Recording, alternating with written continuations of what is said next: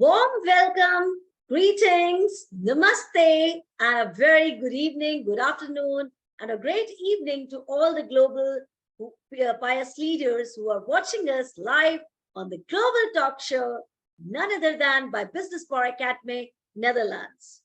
And today in this journey, we have an amazing guest from United States, and she is none other than Phyllis.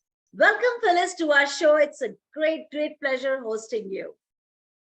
Thank you so much. It's a wonderful honor and pleasure to be here with you. Well, before I take a beautiful, lovely, knowledgeable, inspiring, deep dive in this journey, let me apprise of Phyllis. Phyllis is a psychotherapist, and that's an awesome field which we are going to witness in this amazing journey. She's a counselor, she's a coach, author, speaker. So without any pause, without any delay, let's start this beautiful journey. Phyllis, everybody is so excited to know about your inspiring and motivating journey. So kindly enlighten your beautiful journey with all the global leaders who are watching you live now. Yeah. Thank you. Thank you. I think my journey probably isn't all that different from many people's journey. And I would say that it's been a healing journey for my entire life. And where it started was, again, like so many people, I lived in what appeared to be a fairly normal home, but there was abuse early on in my life that really colored my entire life. And I grew up with a very profound sense of three things, I would say. Deep loneliness, which is, I think, what is one of the after effects of being hurt by the people that you trust. So deep loneliness, a feeling that there was something just intrinsically wrong with me, and a deep feeling of not being lovable. And I carried that with me as I grew up, and I compensated by being a very good girl and being a very good student. And I sort of poured myself into school and studying. And I was, no matter who I was with, I had friends. I got married, I had children, but those feelings actually never left me. And in fact, they got more profound, I would say, as I got older. And more troublesome, because I sort of had an outer life that I was trying to live that looked fairly good, and I had an inner life that didn't feel good at all. And again, like so many people, and I really want to say like so many people, because I feel like we're not alone, but we feel alone often. Like so many people, it really took a crisis for me to snap out of some of my compensations and really realize I needed something that I didn't have. And that was pretty much, and again, I think this is pretty common. I understood that I was in a marriage that was untenable for me, that it was emotionally not healthy at all. And I at that time, I had gone back to graduate school in psychology. No mistake about that, right? and actually the lead up to that was that I went to therapy for the first time. Yeah. I had gone to therapy, and I realized I had to leave this marriage because I tried to work on it with my husband, and it was unworkable, and it was very, very emotionally damaging for me. And so the crisis of leaving was really like the next step in a healing journey. And I want to frame it that way because it felt awful. This is not where I wanted to be in midlife with 3 young children. I did not want to be alone. I did not want to be supporting myself. I did not want to be a single woman in America, because we don't have a great view of single women in America. And there I was. And that was really the beginning, a new beginning of a healing journey for me.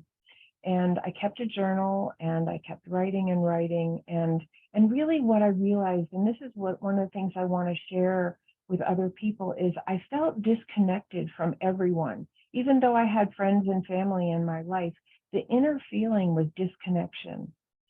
And what I realized along the path of my own healing journey was that I was disconnected from myself. And that's what abuse can do to a person. You disconnect from yourself because you start to live in survival mode and you do whatever you can to survive. And that's just been a long journey for me. And I really feel with all the tools of the best psychotherapy that I was able to make use of and had the good fortune to make use of. And all I learned as a psychotherapist along the way, working with other people and realizing I wasn't alone at all, that I came out the other side. I found that connection to myself, and I know it's possible. And because I have that connection to myself, I do feel connected to other people. And it's not about them, it's about me. And that changed the whole lens through which I see life and experience life. And I'm not saying it was like, it was a miracle because I didn't think that I would heal. So it was a miracle that's available to anyone. But also, I think that that connection to oneself, I see happen for other people when they take on dealing with what traumatized them or what hurt them, especially in their relationships with other people, and especially with the people they depend on the most, whether it's in their family or their community or their country, because we also depend on, our government, our policies, our practices, and economic and religious and traditional and gender and all of that. We depend on all of that. And when we get hurt by that, it has a lasting effect. So that really takes me to the next segment of my journey, which is that I began to realize not only was I not alone, but there are millions of people all over the world suffering from abuse and neglect on a large scale, lost in their societies, discriminated against because of the color of their skin or their religion or their gender or something else about them that other people perceive as inferior or other or not worthy. And I began to realize that what happened in my family and what happens in so many families around the country and around the world, because this really isn't an issue just for America, this is a global issue, are the way we treat each other, the way we treat children, the way we treat spouses, the way we treat employees, the way we treat people who are different from us. That is the family dynamic of the country and of the world that we all either thrive in or suffer from.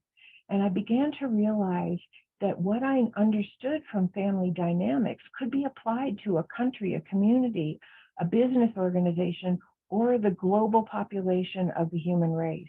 And so I began to look at the dynamics of America in particular because I live here. This is the country I grew up in. This is the country I'm familiar with. But really, most of what I say applies internationally when it does apply. And that is that the dynamics of abuse and neglect, or any dynamics that foster the ill treatment of other people by people who have power over them, is a trauma for all of us. And we, probably from the news, that we see this in the United States with the escalation in mass shootings and the escalation in racial violence and racial discrimination and hatred and sexist issues and sex trafficking. So what we're looking at is what I'm looking at in my new book, which is called America in Therapy, a new approach to hope and healing for a nation in crisis. And I could put in parentheses a globe in crisis, a human race in crisis, is that we know so much in the field of psychology about how to heal, about how to break the cycle of abuse, what people need when they're coming out of trauma to heal, and what they need is a repair of their human relations, because it was the rupture and the destructive behaviors in human relations that hurt us in the first place. They cause war in our families, and they cause war in the world. And so my whole book is looking at the macrocosm through the microcosm of what we know about individuals and families. That's one side. The other side is what we know heals. And could we take what we know heals in the individual family or for an individual, or what helps set a business back on a better track of human relations between employer and employees, or in a community or in a school? Could we take everything we know that helps repair human relations and apply that nationally? And of course, then internationally. We don't have to have war. We don't. We choose it because we believe that it's the only way to get what we want, or we believe other people are undeserving and we have a right to oppress them or take from them or subjugate them.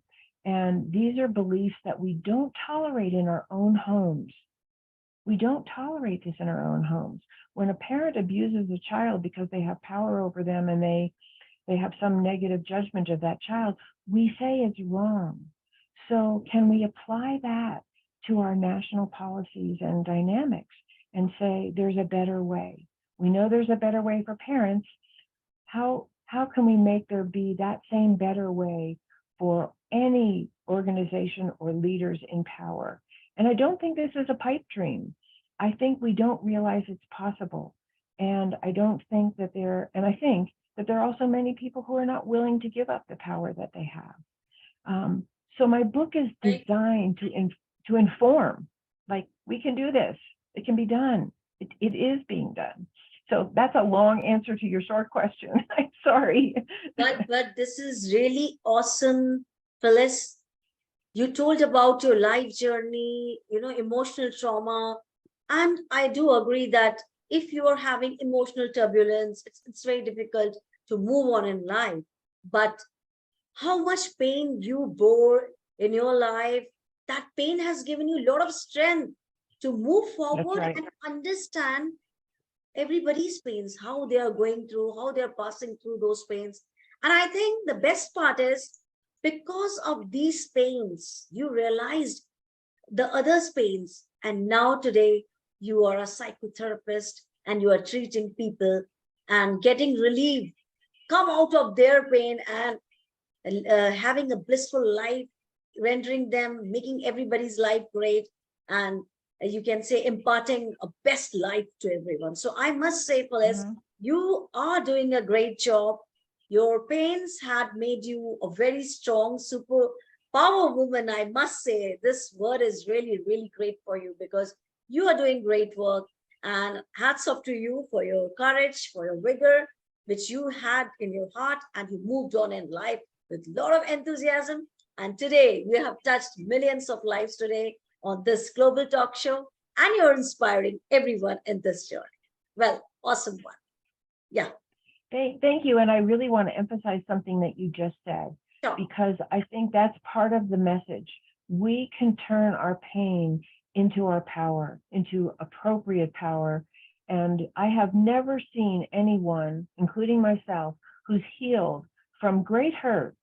I have never seen anyone who's healed want to do further harm. In fact, I see the opposite. The impulse is then to turn around and help others in some way. It can be in the small way of just loving your family members and your friends better, which isn't small.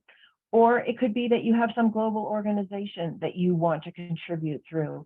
It doesn't matter. We all have something that our healing journey can be used for to benefit others. And that's the point. The point is that we can heal, we can repair our human relations, and we can help one another along the way. And I wouldn't be here if there weren't people who had helped me.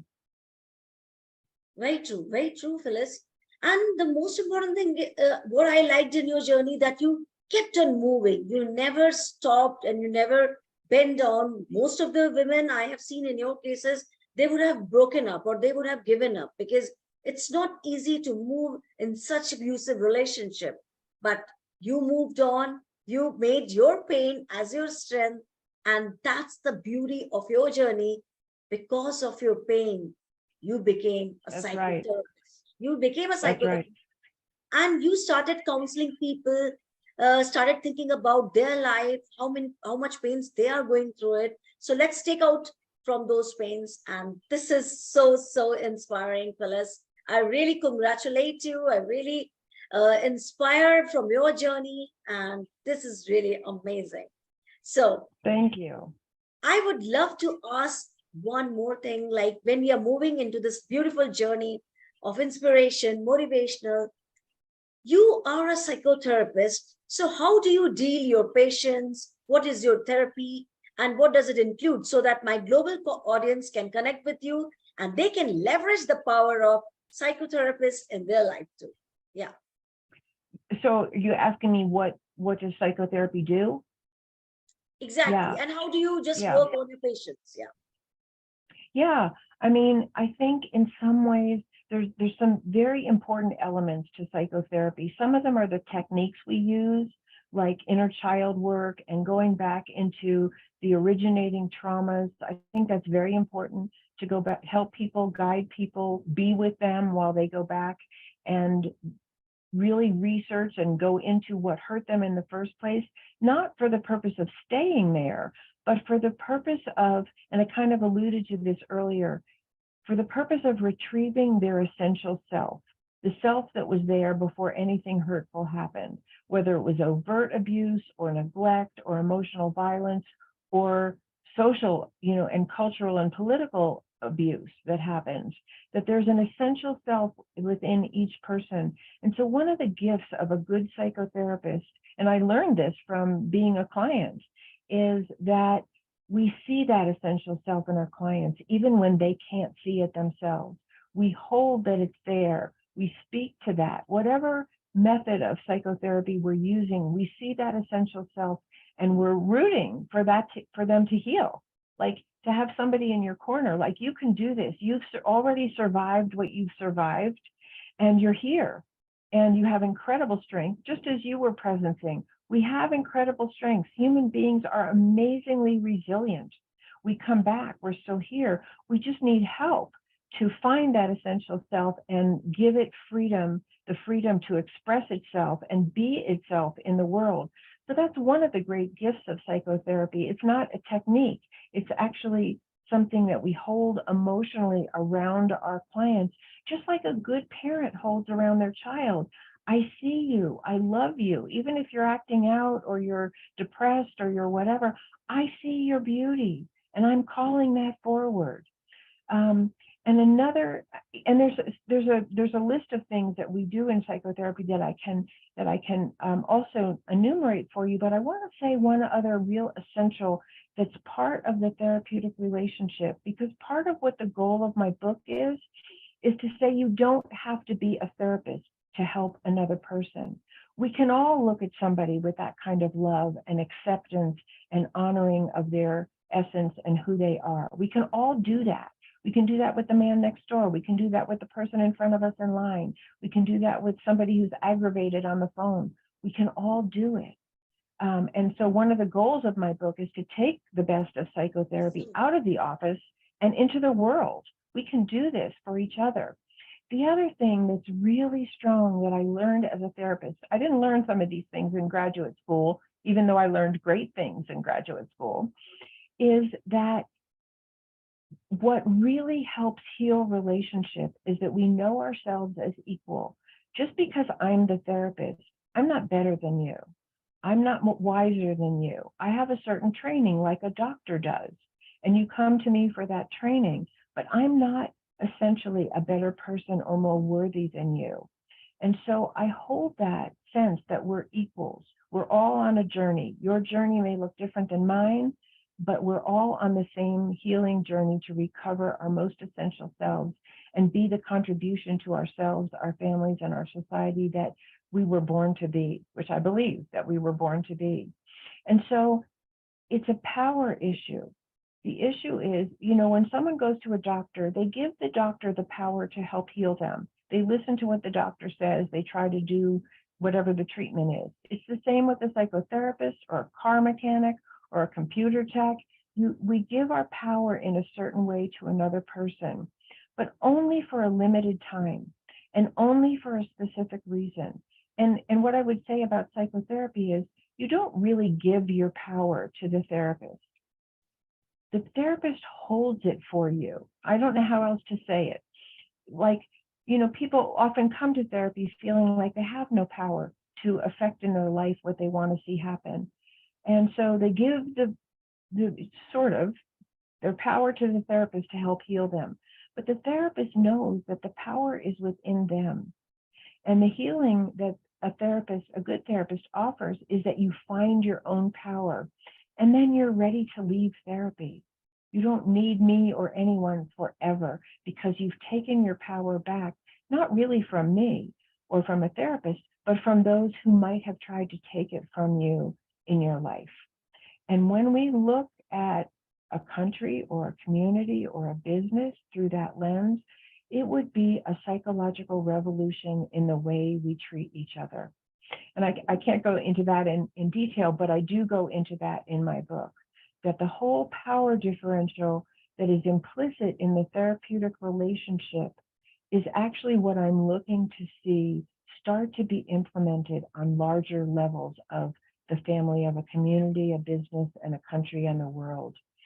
Because actually, I think that's what's going to save us from the kinds of violence and aggression that are so lethal to so many people and potentially lethal to the planet. And then if you want, I don't know if we have time, but there's some essentials to good therapy that are just anyone could really begin to implement in their life. But you tell me if there's time. Yes, very true. And I really reciprocated the same in your yes, because when you heal the people, you connect mostly them with their heart. And that is That's the right. psychotherapist. People just to get, sometimes they'll get confused and they will just go into, myth like taking medications and something like that. But it's not like that actually. So here I would love to request my global audience, global educators and leaders, if you are facing such trauma in your life, if your life is going through a roller coaster of emotional turbulence, don't worry, don't get scared because we have a great therapist, Phyllis, and she is going to take your journey on a smoother path. And that's the guarantee I can give you. So kindly connect with Phyllis. She's on LinkedIn, and you can leverage the power of psychotherapist from her and make your worries a little down, a little degrade, and make your confidence, make your happiness, make your life into a better version of yourself. So thank you so much, Phyllis, for this great, great counseling which you do. You're a counselor also, author also, and you're a coach also. People would love to connect to you, and they are going to leverage your power of psychotherapist in their life too. Awesome. Great. Thank you. Well, Go sure. ahead. Continue. You continue, please. Oh, I didn't know if you were asking me where people could find me. Yeah. So are you available on Facebook or LinkedIn mostly? Facebook, LinkedIn, Instagram. Wow. I have a YouTube channel with a lot of podcasts on the YouTube channel. And I have a website, and the website is www.phyllisleavitt.com, and that's PHYLLISLEAVITT.com.